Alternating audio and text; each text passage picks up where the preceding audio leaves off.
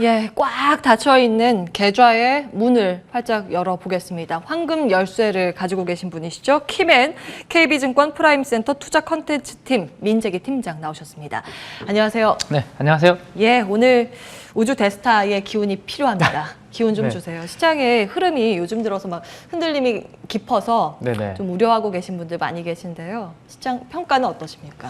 네, 일단 저도 약간은 톤 다운이 좀 필요할 것 같습니다. 예. 네, 지난번에는 제가 여러분들께 하락할 때마다 여러분들 좀 분할 매수하셔서 좀 저가 매수에 나서도 괜찮겠다라는 말씀드렸고, 이번 주 월요일까지는 뭐 코스피가 사상 최고치를 경신하면서 좀 괜찮은 흐름이었습니다. 근데 다시 지금 화요일부터 미국 증시를 비롯해서 세계 증시가 좀 흔들리는 그런 모습을 보여주고 있습니다. 일단 오늘 새벽에 미국 소비자 물가가 이제 발표가 됐는데 13년 만에 최고치로 치솟으면서 인플레이션에 대한 우려감이 일단 높아지고 있는 상황입니다.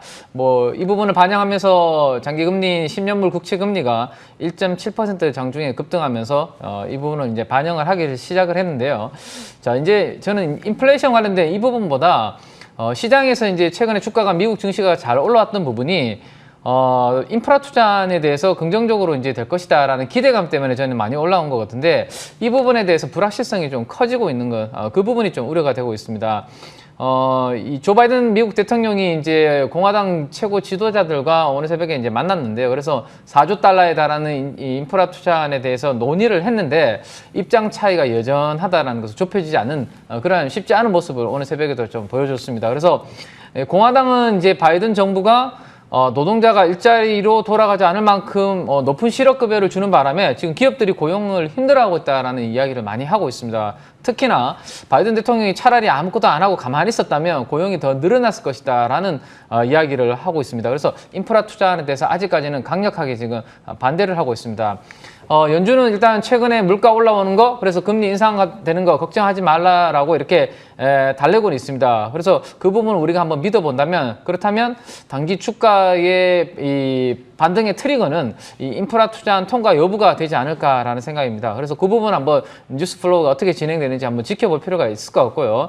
자, 일단은 외국인 수급이 오늘도 이제 코스피 중심으로 좋지 않습니다. 그래서 최근 조정 구간에서 제일 중요하고 우리나라 시장 지수가 올라가려면 결국은 외국인들이 이제 사줘야 되는데, 외국인들의 시장 방향성이 어쨌든 지금 안 좋은 상황이기 때문에 장중에 이 수급을 보시면서 외국인 매도가 지속된다면 급하게 우리가 뭐 저가 매수에 나서는 것은 일단은 자제할 필요가 있다라는 생각이고, 지난 4월 말 5월 초와 달리 지금은 매크로 관련된 이러한 악재가 조금 부각이 되고 있기 때문에 지난번 코스닥을 950 정도 전후를 말씀드렸는데 지지라인을, 그 부분을 다시 한번 재검토를 해야 되는 부분도 있을 것 같습니다. 그래서 주가 반등의 트리거가 나오기 전까지는 수급이 안 좋은 상황에서 너무 공격적인 대응보다는 좀 한 템포 차분히 기다리는 전략을 저는 공고를 드리겠습니다. 예.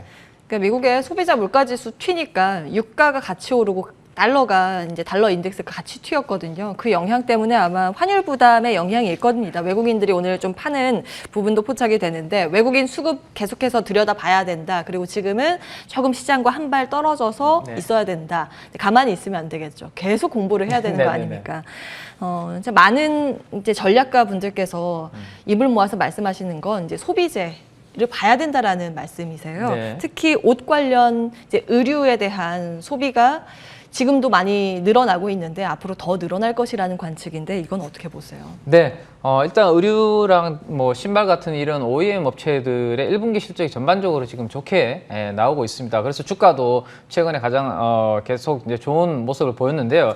일단은 이 OEM사 가운데서도 가장 처음 이제 실적 발표를 한 의류 이 가방 관련된 OEM 업체가 이제 JS 코퍼레이션이라는 회사입니다. 이 회사가 이제 영업이익이 107억 정도가 나왔는데 전년 동기 대비해서 무려 한 650% YOY로 증가하는 어닝 서프라이즈를 발표를 했습니다. 이 이후에 이제 OEM사들에 대한 관심이 시장에서 더욱더 높아졌다라고 그렇게 볼 수 있을 것 같은데요.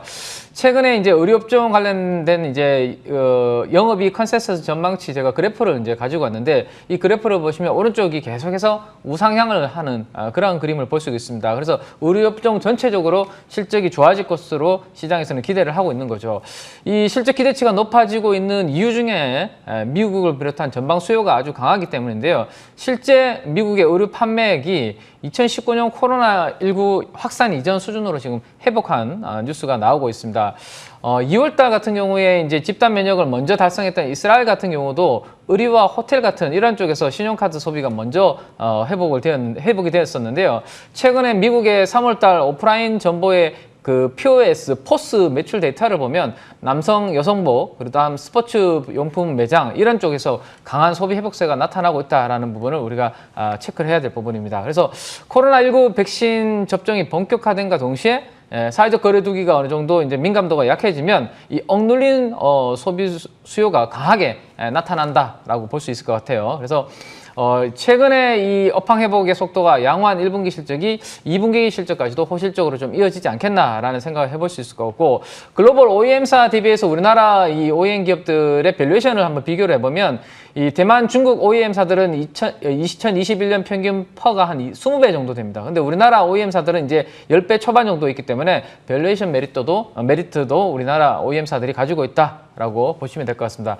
문제는 이제 말씀해 주신 것처럼 단기적으로 주가가 대부분 많이 올랐다는 부분이죠. 그래서 의료업종 내에서도 상대적으로 주가가 좀 덜 올랐거나, 그리고 최근에 월, 화, 수 동안 시장이 안 좋음에도 불구하고 기관들이 좀 강하게 매수를 하고 있는 그러한 종목을 한번 볼 필요가 있을 것 같은데요. 대표적으로 이제 호전시럽이라는 종목이 있습니다. 호전시럽. 네, 호전시럽. 호전시럽은 주요 고객사가 이제 노스페이스, 언더아머 이런 쪽인데요.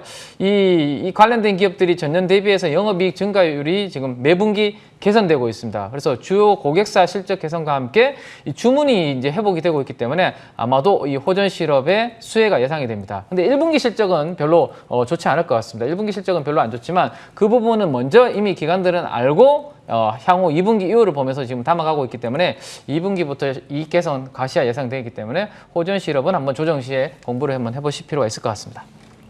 예. 주신 종목들 워낙 그동안 잘 갔고요. 이제 오늘 새롭게 거론해 주신 종목은 호전시럽, 네. 의류주 안에서 아이디어 주셨습니다. 흐름 놓고 한번 체크해 보시죠. 지금 이제 주택시장 같은 경우에는 미국에서 정말 속된 표현으로 난리 날 정도로 네, 정말 네. 호황기를 맞고 있습니다. 사실 전통적으로 미국에서는 4월, 5월이 피크거든요. 네. 이제 그런 영향도 있겠습니다만, 이제 국내에서 관련돼서 같이 오르고 있는 쪽이 건자재주, 오늘도 선변적으로 좀 오르고 있는데요. 네. 지난번에 말씀 주셨고, 뭐 저희 수익 잘 챙기고 있습니다. 이제 추가적으로 더 볼만한 건가 체크해 주세요. 예. 이제 건자재 쪽은 뭐 우리나라뿐만 아니라 미국도 지금 말씀해 주신 대로 이제 좋은 상황입니다. 특히나 미국도 이제 노후주택이 많은 상황인데, 미국은 우리나라는 이제 아파트를 많이 이제 선호하는 편인데, 미국은 이제 목재주택이 많은 편이죠. 그래서 목재주택을 많이 최근에 짓고 있는데, 이게 이제 목재를 만드는 제재소가 코로나 감염증 사태를 맞아서 목재 생산량을 급격하게 줄였습니다. 근데 주택시장에 호황이 오니까 이 목재 수요가 공급을 앞질러 버리는 그런 이 쇼티지 상황이 여기도 발생을 하고 있는 거죠. 그러다 보니까 최근에 이제 미국의 시카고 상품 거래소에서 거래되는 목재 선물 가격이 사상 최고가를 경신하는 그런 흐름이 만들어지고 있습니다. 그래서 국내뿐만 아니라 미국 주택 호황에서도 수혜를 볼 수 있는 종목에 한번 좀 관심을 좀 더 볼 만한데요. 일단 경동나비엔을 한번 보실 필요가 있을 것 같습니다. 이 미국 보일러 시장에서 한국 제품의 시장 점유율이 지금 2위권인데, 그중에 경동나비엔이 지금 가장 좀 리딩을 하고 있다라고 볼 수 있을 것 같아요.